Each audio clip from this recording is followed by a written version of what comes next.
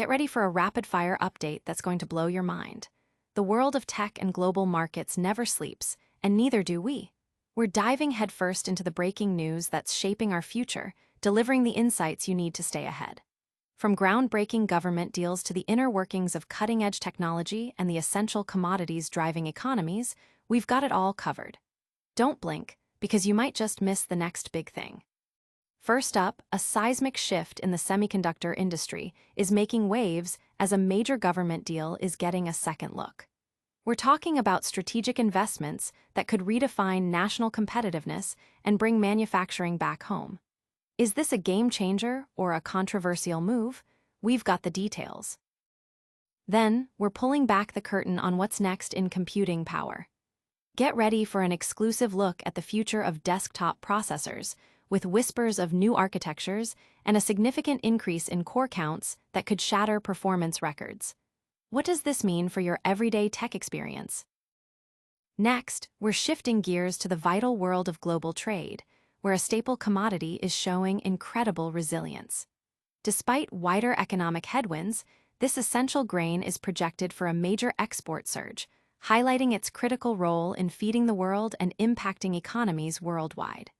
We'll break down the numbers and what it means for markets. And finally, we're diving into the complex interplay of policy and agriculture. Discover how trade agreements and government initiatives are creating a delicate balancing act for a key U.S. crop, impacting farmers and global supply chains. Stick around because you won't want to miss a single second of this. Hit that like button, subscribe, and ring the bell so you're always in the know. Government chips in a strategic stake in Intel. In a move that has sparked considerable debate, the U.S. government has reportedly taken a 10% stake in semiconductor giant Intel, a development championed by former President Trump as a significant win for America. This strategic maneuver, however, has drawn criticism from both free market conservatives and progressives, who question its alignment with capitalist principles. At its core, the deal involves converting federal CHIPS Act grants, initially valued at $2.2 billion, into equity for the U.S. government. This means taxpayers now hold a piece of Intel, though without a seat on the company's board or other direct governance rights. Ohio's Republican senators have largely voiced support for the initiative.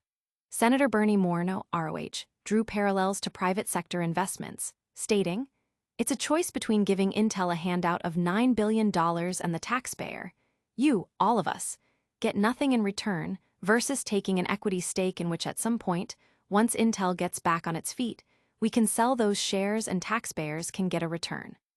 He characterized the equity approach as a smarter, more common-sense approach compared to a simple grant, which he suggested could be prone to grift.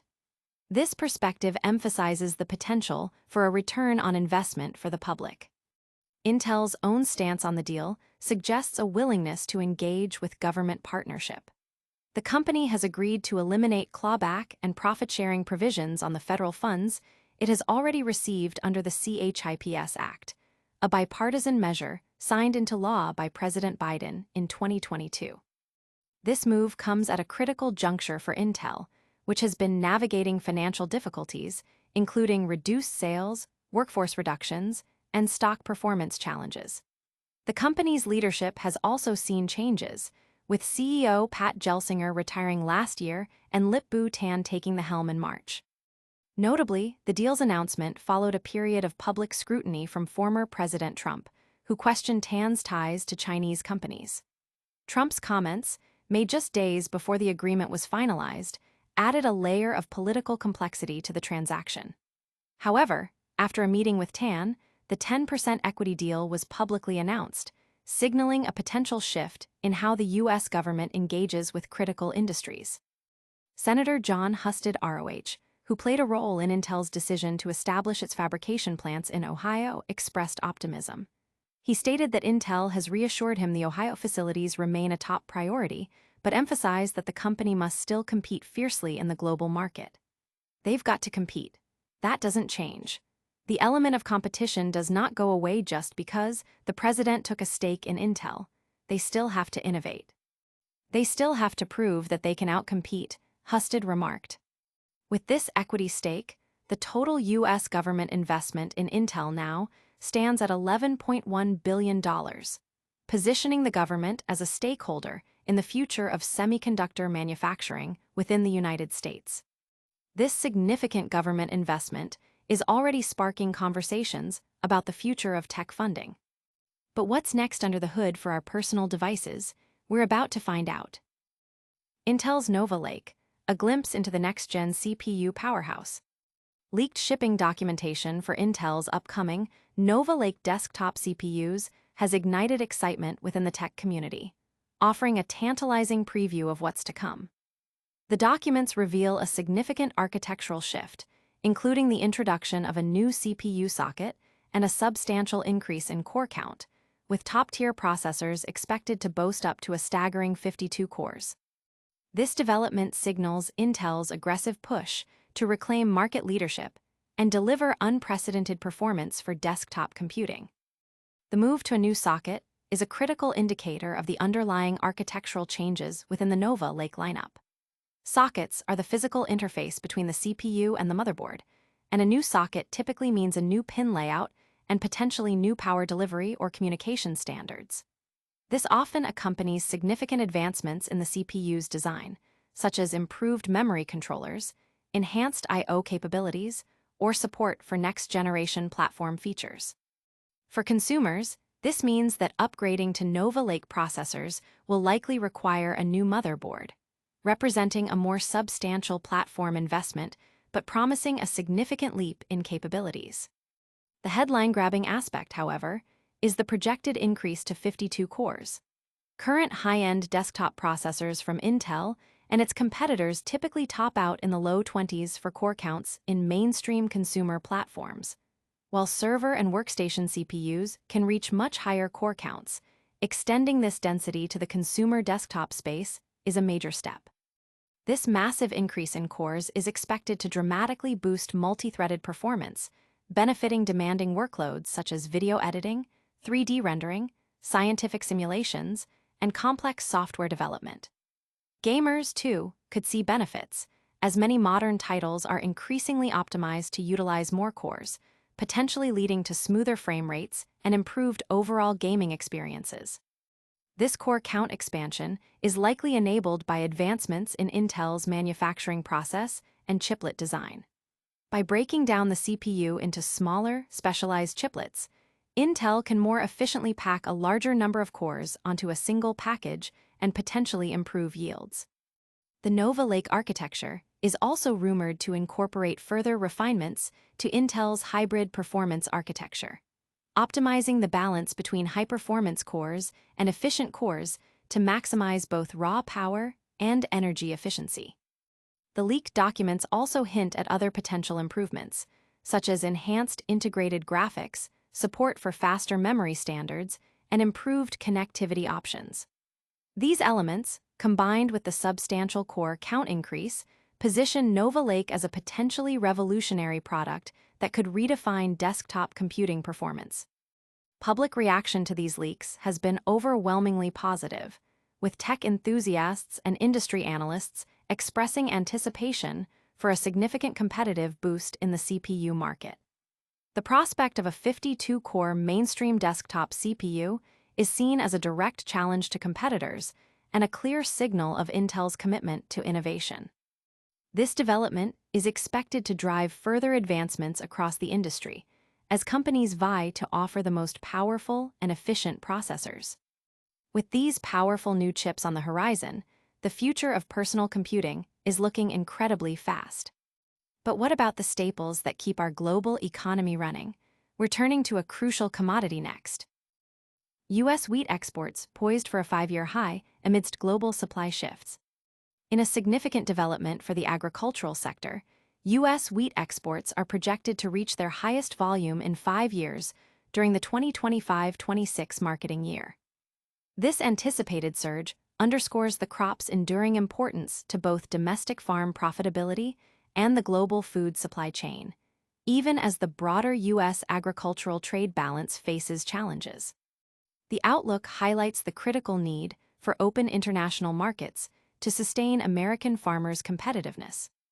the U.S. agricultural sector is currently navigating a widening trade deficit, with imports exceeding exports significantly in the early months of the year. However, wheat stands out as a consistent performer, remaining one of the few U.S. commodities that reliably generates a trade surplus.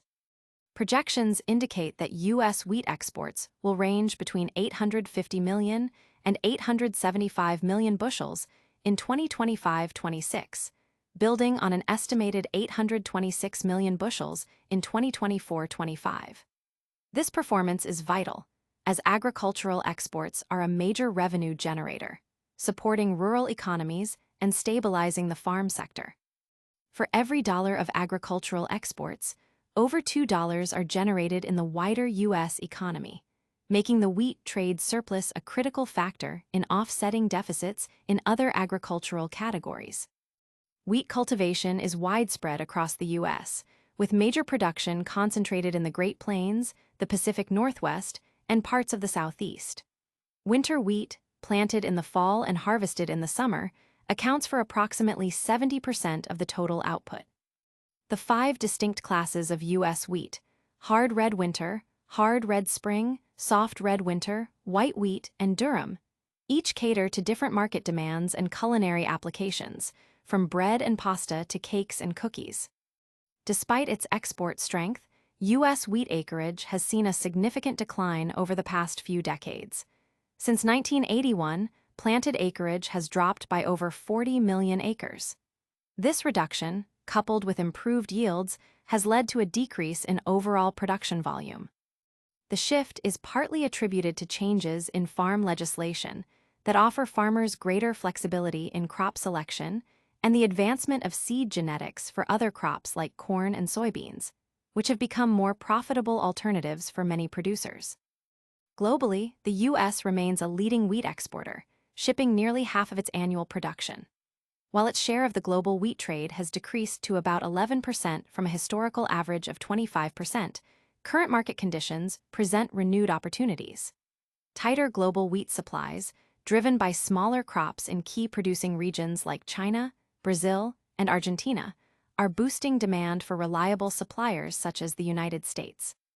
Although a strong harvest in the European Union presents competitive pressure, and low domestic farm gate prices squeeze margins, the overall tightening of world stocks is creating favorable conditions for U.S. exports. Key export markets for U.S. wheat include Mexico, the Philippines, Japan, South Korea, China, and Taiwan, with Asia representing a significant growth driver over the past decade. While market concentration poses risks, rising demand across Asia and Africa reinforces the U.S. wheat industry's global standing. Analysts note that while the short-term export outlook is positive, sustained success will depend on maintaining acreage and continuing trade development efforts. The current rebound, fueled by competitive pricing and global supply dynamics, could lay the groundwork for long-term strength if these factors are managed effectively. This resilience in agricultural trade highlights the intricate balance of global markets. Now, let's delve into how policy and trade are shaping another vital sector. Navigating the Wheat Trade Balancing Act: Policy, Exports, and Farmer Profitability. U.S. agricultural trade is currently characterized by a widening deficit, with imports reaching record highs in early 2025. However, within this broader trend, U.S. wheat exports are demonstrating remarkable strength, projected to hit a 5-year high in the 2025-26 marketing year. This situation creates a delicate balancing act for policymakers and farmers, as trade policies, global supply conditions, and domestic farm economics intersect to determine the sector's success. The context for this performance is crucial. While the overall agricultural trade balance shows a deficit of nearly $20 billion in the first 4 months of 2025, wheat continues to be a significant contributor to the positive side of the ledger. Export projections of 850 million to 875 million bushels for 2025-26 wheats role as a vital commodity that generates billions in revenue, supports rural jobs, and stabilizes farm economies. The industry emphasizes that, for U.S. farmers to compete effectively, maintaining and expanding access to international markets is paramount. Wheat production is distributed across nearly every U.S. state, with the Great Plains and Pacific Northwest being primary hubs. The crop is categorized into 5 classes, each serving distinct markets: hard red winter for bread, hard red spring for higher protein bread products, soft red winter for baked goods, white wheat for noodles, and durum for pasta. This diversity allows U.S. wheat to meet a wide range of global demand. Despite its export competitiveness, U.S. wheat acreage has seen a substantial decline, falling by over 40 million acres since 1981. This reduction, even with improved yields, is partly due to legislative changes offering farmers more crop flexibility and the increasing profitability of corn and soybeans, which have benefited from technological advancements. This shrinking planted area poses a potential constraint on future exportable surpluses. Globally, the U.S. share of the wheat trade has contracted to around 11%, down from 25% in the early 2000s. However, current global supply dynamics present a favorable environment. Smaller harvests in countries like China, Brazil, and Argentina, contrasted with stronger production in the European Union, are tightening world stocks, projected to be at their lowest since the 2015-16 marketing year. This scarcity creates opportunities for U.S. exporters seeking to supply markets in Latin America, the Middle East, and Asia. Despite these opportunities, competitive pressures from the European Union and the Black Sea region, along with low domestic farm gate prices, continue to challenge farmer profitability. The U.S. Wheat Associates and other industry groups advocate for robust trade policies and development initiatives to secure market access and ensure the long-term viability of U.S. wheat exports. Destinations like Mexico, the Philippines, Japan, South Korea, China, and Taiwan remain key markets, absorbing over half of all U.S. wheat exports, with Asia showing significant growth potential. Analysts suggest that while the export outlook is bright, sustained success hinges on stabilizing domestic acreage and actively pursuing new markets. The current rebound offers a foundation for future strength, provided that policy support and farmer commitment remain strong. This intricate dance between global supply, demand, and policy is a constant challenge for key industries. Now, let's wrap up with a quick look at everything we've covered today. That was a packed update. We saw a major government investment in Intel, hinting at a new era for chip manufacturing. Then, we got a sneak peek at Intel's Nova Lake CPUs, promising a massive leap in desktop performance with up to 52 cores. We also explored the vital U.S. wheat exports, projected for a 5-year high, showcasing the crop's resilience in global trade. Finally, we examined the complex policy and trade balancing act influencing the wheat market. Don't miss out on future updates. Like this video, subscribe to Qualcomm Pulse for more, and hit that notification bell so you're always in the loop. Follow us on all social platforms to join the conversation and share your thoughts in the comments below.